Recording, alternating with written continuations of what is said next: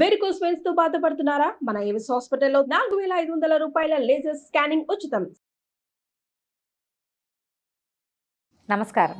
కార్తీక పురాణం రెండో రోజు పారాయణలోకి వచ్చాం. ఈ రోజుని భగినీహస్త భోజనంగా చెప్తారు, యమద్వితీయ అంటారు. కార్తీకంలో రెండో రోజు. అయితే దీనికి చాలా ప్రత్యేకమైన గాథ ఒకటి చెప్పుకుంటాం మనం. యముడు తన సోదరి అయినటువంటి యమి దగ్గరికి, యమునా నది అని కూడా చెప్తారు, ఆమె దగ్గరికి భోజనానికి వెళ్ళాడట ఈ రోజున. అయితే అట్లా వచ్చినప్పుడు ఆమె చాలా సంతోషించిందనమాట. ఆవిడ ఎన్నిసార్లు అన్నయ్యని రమ్మని తన ఇంటికి అడుగుతూ ఉండేదట. ఏనాడు ఆయన వెళ్ళలేకపోయాడు. ఆయనకి పనిలో తీరిక లేదనమాట. పాపుల లెక్క చూసుకోవటమే యమధర్మరాజు పని కదా. అయితే ఆయన ఉన్న క్రియాకలాపాల్లో చాలా కష్టపడి ఎప్పుడో ఒకసారి ఆయన వెళ్ళగలిగాడనమాట. ఆ వెళ్ళగలిగిన రోజుని ఆమె ఇది జ్ఞాపకం పెట్టుకొని ఈ రోజును ఇలా ప్రత్యేకమైన దివసంగా చేయమని అడిగింది. ఆమె అడిగిన తర్వాత ఈ రోజుని యమద్వితీయగా అక్కచెల్లెళ్ళు అన్నదమ్ములకి భోజనం పెట్టే రోజుగా భగినీహస్త భోజనం అని మనకి క్యాలెండర్లో ప్రత్యేకంగా కనిపిస్తుంది. భాయ్దూజ్ అంటారు హిందీ వాళ్ళు. రెండో రోజు అనమాట, కార్తీకంలోని రెండో రోజు. ఈ రోజున అన్నదమ్ములకి లేదా కజిన్స్, బ్రదర్స్ ఎవరైనా సరే వీళ్ళెవరికైనా కూడా తమ చేతితోటి వంట చేసి ఆడపడుచులు కనుక భోజనం పెడితే వీళ్ళకి యమదంశల నుంచి వాళ్ళు తప్పించుకుంటారని, అన్నదమ్ముల ఆయుష్ పెరుగుతుందని చెప్తారు. అలాంటి అన్నదమ్ముడి ఆయుష్ పెరిగినటువంటి అన్నదమ్ముడి ఆశీస్సు తీసుకున్నటువంటి చెల్లెళ్ళకి పసుపు కుంకుమలు కలకాలం ఉంటాయని చెప్తారు. వీలైన వాళ్ళు తమ అన్నయ్యనో తమ్ముడినో రాత్రికి పొద్దునేనో మధ్యాహ్నం భోజనానికైనా పిలిచి భోజనం పెట్టి అన్నయ్యకి తాంబూలం ఇచ్చి నమస్కారం చేసి అక్షింతలు వేయించుకోవాలని చెప్తారు. అయితే ఈ రెండో రోజు పారాయణలోకి వెళ్దాం. వశిష్ఠ మహర్షి జనక మహారాజుకి కార్తీక పురాణాన్ని వివరిస్తూ కార్తీకంలో ప్రత్యేకంగా చెప్పబడేటువంటి సోమవార వ్రత మహత్యాన్ని గురించి చెప్తున్నారు. మామూలుగా సంవత్సరం అంతా వచ్చే సోమవారాలు మనం ప్రత్యేకంగానే చెప్తాం. శివుడికి సోమవారం ప్రీతి అని చెప్పుకుంటాం. ప్రతి దేవాలయంలోనూ సోమవారం నాడు విశేషంగా అర్చనలు జరుగుతుంటాయి. సోమవారం శివాలయంలో అర్చన, సోమవారం నాడు అభిషేకం చేయటం. ఈ కార్తీకంలో వచ్చే 4 సోమవారాలు చాలా విశేషమైనవి. కార్తీక సోమవారం నాడు చేసేటువంటి అసలు మనకు తెలియకుండా చేసిన పుణ్యకార్యమైనా కూడా విపరీతమైన ఫలితాన్ని ఇస్తుందట. ఆ వ్రత మహత్యాన్ని తెలిపే కథని చెప్తున్నారు. కార్తీక మాసంలో సోమవార వ్రతం చేయటం వలన శివ సాయుధ్యాన్ని పొందుతారు. ఉపవసించవలసిన రోజులలో తనకి వీలైన చేయగలిగిన విధంగా రాత్రిపూట మాత్రమే భుజించటము, ఎవరిని ఏది అడగకుండా అయాచితంగా లభించిన దాన్ని మాత్రమే తినడము, దాన ధర్మాలు చేయటము అనే పనులని విధిగా చేయాలి. అంటే కార్తీక మాసం సోమవారం నాడు పగలు భోజనము చేయరాదు. మొదటిది ఆ రకమైన ఉపవాసం చేయాలి. చుక్కల్ని చూశాక అప్పుడు ఒకసారి మళ్ళీ శివారాధన చేసుకుని, ప్రదోష వేళలో శివారాధన, కుదిరితే దేవాలయ దర్శనం, ఇంట్లో దీపారాధన చేసుకోవటం, వాకిలిలో దీపాలు ఉంచటం, ఇలాంటివి చేసుకుని అప్పుడు భోజనం చేయాలి. ఇది విధి. దాంతోపాటుగా ఎవరిని ఏది అడగకుండా అయాచితంగా లభించిన దాన్ని మాత్రమే, ఎవరన్నా బాబు ప్రసాదం తీసుకోండి అంటే చేయి పట్టి తీసుకోవటం, అది కూడా అద్భుతమైన ఫలితాన్ని ఇస్తుంది. దాన ధర్మాలు చేయటం, ఎవరికైనా దానం చేయటం, ఏదైనా సరే, ఈ వస్తువు అని కాదు, అలా నియమం ఏమీ లేదు. సోమవారం నాడు చేసేటువంటిది, అది కూడా కార్తీక సోమవారాల్లో చేసేది విశేషమైన ఫలితాన్ని ఇస్తుంది. ఒకానొకప్పుడు కాశీక్షేత్రంలో పరమనిష్టాగరిష్ఠుడైన ఒక సద్బ్రాహ్మణుడు ఉండేవాడు. ఆయనకి అత్యంత సౌందర్యవంతురాలు, దుర్గుణాలకి నిలయమైనటువంటి, కులాచారాల్లో భక్తి, స్త్రీకి ఉండవలసినటువంటి అంటే సాత్విక గుణాలు లేనటువంటి నిష్ఠుర అనే ఒక కుమార్తె ఉండేదట. ఆమె మహాసౌందర్యవతి, కానీ సాత్వికత లేదు, సద్గుణాలు లేవు. అయితే ఈ నిష్ఠురని మంచిదారిలో పెట్టడానికి తండ్రి నయాన భయాన చాలా రకాల ప్రయత్నాలు చేశారు, కానీ ఆయన వల్ల కాల. యవనవతి అయిన తర్వాత నిష్ఠురని సౌరాష్ట్ర దేశస్థుడైన ఒక బ్రాహ్మణుడికి ఇచ్చి వివాహం చేశారట. అయితే ఈమె భర్తతోటి సరిగా ఉండేది కాదు. ఆయన ఆమె సౌందర్యానికి దాసానుదాసుడైపోయి ఆమె ఎంత నిర్లక్ష్యంగా చూసినా ఆయన ప్రేమానురాగాలతోటే చూసుకుంటూ ఉండేవాడు. ఆమె సరిగ్గా ఉండేది కాదు, ఆయన బాగానే ఉండేవాడు. అయితే క్రమంగా ఏంటంటే ఈవిడికి తన అందం వల్ల, ఆవిడకి దొరికిన స్వేచ్ఛ వల్ల కూడా, అంటే భర్త ఒప్పుకోవటం వల్ల, అత్తమామల కోడల ప్రవర్తనని భరించలేక చాలా గట్టిగా కేకలేసినప్పటికీ కూడా పరపురుష సాంగత్యంతో మితిమీరి ప్రవర్తించేది. దేహ సౌందర్యం మీద అభిమానం ఉండే వ్యక్తులు ఇలాగా ప్రవర్తిస్తారని పూర్వకాలం నుంచి కూడా ఉన్నారని తెలుస్తుంది ఈ కథలతోటి. అయితే ఇలాగా విపరీతమైన ప్రవర్తన కలిగిన ఈ అమ్మాయిని ఏ రకంగానూ అదుపులో పెట్టలేకపోయారు. అత్తమామలు, తండ్రి ఏమీ చేయలేకపోయాడు, అత్తమామ అసలు చేయలేకపోయారు. ఇక పైగా కుమారుడికి భార్య మీద ఉన్నటువంటి వ్యామోహానికి కూడా వాళ్ళు అడ్డం చెప్పలేకపోయారనమాట. విసిగిపోయి వాళ్ళే ఇల్లు వదిలిపెట్టి వెళ్ళిపోయారట ఎక్కడికో. అయితే పెద్దవాళ్ళ అడ్డు కూడా లేకపోవడంతో నిష్ఠుర యొక్క ఆగడాలకి అడ్డు అదుపు రెండూ లేవు. ఎప్పుడైనా ఓసారి భర్త తనని మందలించినా కూడా నిష్ఠుర సహించేది కాదు. తనకు అడ్డుగా ఉన్న భర్తను తొలగించుకోవాలని నిశ్చయించుకున్నటువంటి నిష్ఠుర తన స్నేహితులలో ఒకళ్ళిద్దరి సహాయం తీసుకుని అర్ధరాత్రి సమయంలో తన భర్త తల పగలగొట్టేసి అతన్ని తన నుంచి అడ్డు తొలగించేసుకుంది. అతని శవాన్ని తీసుకెళ్ళి ఊరి బయట నూతిలో పారేయించేసిందట. విపరీతమైన స్వేచ్ఛ లభించింది. ఇప్పుడు భర్త మరణానికి కారణం అవ్వటం ఒక తప్పైతే, చంపటం ఒక తప్పైతే, కనీసం అతనికి ఉత్తర క్రియలు కూడా కానివ్వకుండా బ్రాహ్మణ్ణి అలా అతని శవాన్ని అనాథప్రేతంగా వదిలేయటం వల్ల ఇంకా పెద్ద పాపం అయిపోయిందనమాట అది.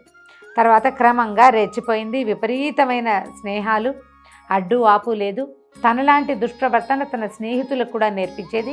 ఎవరైనా భర్తలతోటి కుదురుగా సంసారం చేసుకునే స్త్రీలు చూస్తే ఆమెకు నచ్చేది కాదట. నచ్చక వారికి ఇతర పురుషులతోటి స్నేహాలు కల్పించి ఒక విపరీతమైన మితిమీరిన విశృంఖలమైన ప్రవర్తనతోటే ఉంటూ ఉండేది. క్రమంగా అందరూ చీదరించుకునే వాళ్ళ అమ్మాయిని. ఎవరికైనా వృద్ధాప్యం తప్పదు కదా. అయితే వృద్ధాప్యం వచ్చేసరికల్లా ఈమె ఒళ్ళంతా ఒక రకమైన రకరకాల తిరుగుళ్ళు, మంచి దుష్ప్రవర్తన వల్ల, మంచి ప్రవర్తన లేదు కదా, ఒంటి నిండా వ్రణాలు వచ్చి వాటి నుంచి చీము రసి కారుతూ చాలా బాధపడేదట. క్రమంగా కుష్టు వ్యాధిలోకి దించింది. చుట్టుపక్కల ఎవ్వరూ ఆమెను చూసేవారు కాదు. అవటానికి బ్రాహ్మణ జాతికి చెందినదైనా ఆమె వాళ్ళ తన బంధువులు ఉండే ప్రాంతంలో ఉండటం కూడా ఏనాడో మానేసింది. ఆమెను చూసేవాళ్ళు ఎవరు లేరు. ఒంటరిగా ఉండి ఎన్నో రకాల బాధలు పడి ఈ కుష్టు వ్యాధితోటి తీసుకుని చివరికి ఎప్పుడో మరణించింది. మరణించిన తర్వాత కూడా ఆమె ప్రేతానికి సంస్కారం సరిగ్గా జరగనే లేదు. జరగవలసిన క్రియలేవీ లేవు. ఆమె భర్తకి ఏం చేసిందో అంతకంటే అధ్వాన స్థితిలోనే ఈమె మరణించింది. ఈ మరణించిన తర్వాత యమభటులు వచ్చి నిష్ఠురిని యమలోకానికి తీసుకెళ్లారు. ఆమెను చూసిన యమధర్మరాజు చిత్రగుప్తుని ఆదేశించాట. ఈమె చేసిన పాపకార్యాలు ఏమిటి, పుణ్యకార్యాలు ఏమిటి ఈవిడికి శిక్షలంటే ఆమెకి లభించినన్ని శిక్షలు అప్పటి వరకు ఏ స్త్రీకి నరకంలో పడలేదట. అన్ని శిక్షలు వేశారు. ఎర్రగా కాల్చిన ఇనప సువ్వలతోటి వాతలు పెట్టారట. కుంభీపాకం అనే నరకంలో వేశారు. రకరకాల జంతువులు పురుగులతోటి కుట్టించి జంతువులతోటి తొక్కించారట. ఎన్ని రకాల శిక్షలు వేశారో. ఇన్ని శిక్షలు వేసిన తర్వాత కూడా భూమి మీద అనేక జన్మలు, ఎన్నిసార్లు కుక్కగా జన్మించిందట. ఇక ఆ జన్మలు ఏంటంటే కుక్కకి, వీధి కుక్కకి ఏం దొరుకుతుంది ఆహారం, ఇప్పట్లాగా కుక్కల్ని పెంచుకునే రోజులు కావవి. ఎన్నో జన్మలు కుక్క జన్మలు ఎత్తిన తర్వాత ఒకసారి కుక్క జన్మలు ఆమె చివరి జన్మ అన్నమాట అది. నిష్ఠుర ఆకలితోటి కరకరలాడిపోతూ నకనకలాడుతూ ఆహారం కోసం అన్ని చోట్ల అల్లాడుతూ తిరుగుతోంది. అది కార్తీక మాసం అవటంతో దేవాలయాల్లో అన్ని చోట్ల కూడా ఉపవాసం చేసి బలి అన్నాలు వేసే విధానం నడుస్తుందన్నమాట. ప్రతి దేవాలయంలోనూ ఆ దర్శనం చేసుకున్న వాళ్ళు బలి కోసం కొంత ఆహారాన్ని దేవాలయం బయట విడిచిపెట్టి ఆ తర్వాత ఇళ్ళకి వెళ్ళి భోజనాలు చేసే పద్ధతి ఉందప్పుడు. అయితే ఇలా జరుగుతుంటే కార్తీక సోమవారం కనుక ఆనాడు ఒక విప్రుడు పగలంతా ఉపవాసం ఉండి కార్తీక సోమవార వ్రతం చేసుకుని పూజ చేసుకుని ఆ ప్రసాదాన్ని ఆరు బయట పెట్టి నక్షత్ర దర్శనం చేసుకుంటున్నాడు. ఇంకా ఆయన భుజించల, పూజ అయ్యింది, ప్రసాదం పట్టుకొచ్చి బలి అంటారు, బలి అన్నము అంటారు. ఆ అన్నాన్ని తీసుకొచ్చి బయట పెట్టాడు. ఒక ఆకు తీసుకొచ్చి బయట పెట్టాడు. ఎవరో ఒకళ్ళకని, జంతువులైనా తీసుకుంటాయి, ఎవరైనా మనుషులు కనపడితే వాళ్ళని కూడా భోజనానికి పిలుస్తారు, సహభోజనానికి. ఈ కార్తీక సోమవార ఉపవాసాల్లో ఇది చాలా ప్రత్యేకంగా చెప్తారండి. మనం ఉపవాసం ఉండి రాత్రి భోజనం చేసేటప్పుడు ఎవరైనా స్నేహితులనో మిత్రులనో అతిథి అభ్యాగతులను ఎవరో ఒకరిని మనతో సహపంక్తిన భోజనానికి పిలిస్తే విశేషమైన ఫలితం లభిస్తుంది అంటారు. ప్రసాదాన్ని కదా మనం వినిమయం చేస్తాం కాబట్టి వాళ్ళకు కూడా మంచిదే, మనకి మంచిదే అన్నమాట. ఈ అన్నాన్ని తీసుకొచ్చి బయట పెట్టాడు. పెట్టేసరికల్లా ఈ పగలల్లా ఆకలితోటి తిరుగుతున్నటువంటి సునకంగా ఉన్న నిష్ఠుర ఆరు బయట పెట్టబడినటువంటి ఆ బలి అన్నాన్ని తిన్నదట. అయితే పగలల్లా ఉపవాసం ఉండి దానికి తిండి దొరకల, పొద్దుటి నుంచి తెల్లవారిన దగ్గర నుంచి.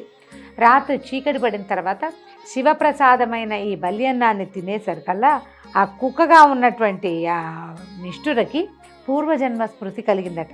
తను ఎక్కడ పుట్టింది, ఏం చేసింది, ఎలాంటి దుష్ప్రవర్తన చేసింది, ఏ చోట్లకి వెళ్ళి ఎలా చరించింది, ఆ తర్వాత తను ఎట్లా మరణించింది, ఎన్ని బాధలు పడింది, తర్వాత ఎన్ని జన్మలు వచ్చాయో అది మొత్తం కళ్ళకు కట్టినట్టుగా సినిమాలాగా కనిపించేసింది అనమాట. కనిపించేసరికల్లా భయపడి ఆ కుక్క స్వరూపంలో ఉన్న ఈ నిష్ఠుర పిచ్చి కేకలు పెట్టి అరిచి ఏడ్చిందట. మన ముందు జరిగినవి సీన్లు కంటి ముందు కనపడుతుంటే ఒక రకమైన ఆక్రోశము ఉద్వేగము వచ్చేస్తాయి కదా. అరిచేసరికల్లా అరిచి ఆ బల్యాన్ని పెట్టి లోపల కూర్చుని భోజనాన్ని కూర్చోపోతున్న బ్రాహ్మణ్ణి గొంతెత్తి పిలిచిందట. ఓ బ్రాహ్మణుడా, నన్ను రక్షించు, నన్ను కాపాడమనేసరికల్లా ఆయన పరిగెత్తుకుంటూ బయటికి వచ్చాడు. వచ్చి చూసి దయార్థ హృదయుడైనటువంటి ఆ బ్రాహ్మణుడు తన యొక్క ఎన్నో సంవత్సరాలుగా చేస్తున్నటువంటి కార్తీక మాస వ్రత పుణ్య మహిమ వల్ల ఈమె యొక్క పూర్వజన్మల్లో వచ్చినటువంటి సమస్యలు, ఇప్పుడు ఆమె ఎలాంటి జన్మలో ఉంది, ఆమెకు ఎన్ని నరక బాధలు పడింది, అది మొత్తం తెలుసుకున్నాడు. తెలుసుకొని ఏమనుకున్నాడంటే తను బలిగా పెట్టినటువంటి శివప్రసాదాన్ని తినటం వల్లే ఈ కుక్కకి ఇలాంటి జ్ఞానం కలిగింది, ఇలా మానవ స్వరంలో మాట్లాడుతోందని తెలుసుకొని ఆయన ఏం చేశాడంటే ఆ సోమవారం నాడు తాను చేసినటువంటి సోమవార వ్రత ఫలితాన్ని నిష్ఠురకి ధారపోశాడు. ఇది చూడండి, నేను చేసుకున్న వ్రతాన్ని కుక్కకి ధారపోయటం ఏమిటి, అది కూడా ఒక పాపిష్టి జన్మ, సరైన ప్రవర్తన లేని ఒక స్త్రీ జన్మెత్తి ఆ తర్వాత ఎన్నో నరకాలు పడి అత్తమామల్ని సరిగా చూడలేదు, భర్తను చంపేసింది, ఎంతమందితో దుష్ప్రవర్తనతో ప్రవర్తించింది, ఎంతమందినో చెడగొట్టింది, దీనికి ఇవ్వటం ఏమిటని ఆలోచించాలి. ఆయన దానంగా భావించాడు. ఆమెకు అవసరము, దానం చేశాడంతే. తన సోమవార వ్రత ఫలితాన్ని, ఆ రోజు వ్రత ఫలితాన్ని ఆ అమ్మాయికి ధారపోసాడట. అయితే దాంతో ఆ కుక్క యొక్క జన్మజన్మాంతరాలలోని పాపాలన్నీ పటాపంచలే, దివ్య రూపం లభించింది, శివానుగ్రహం కూడా కలిగింది. శివుని ప్రమథగణాలే స్వయంగా వచ్చి ఈ నిష్ఠురని తమతో తీసుకెళ్ళిపోయినాయి. అవశ్యం అనుభోక్తవ్యం కృతం కర్మ శుభాశుభం అంటుంది శాస్త్రం.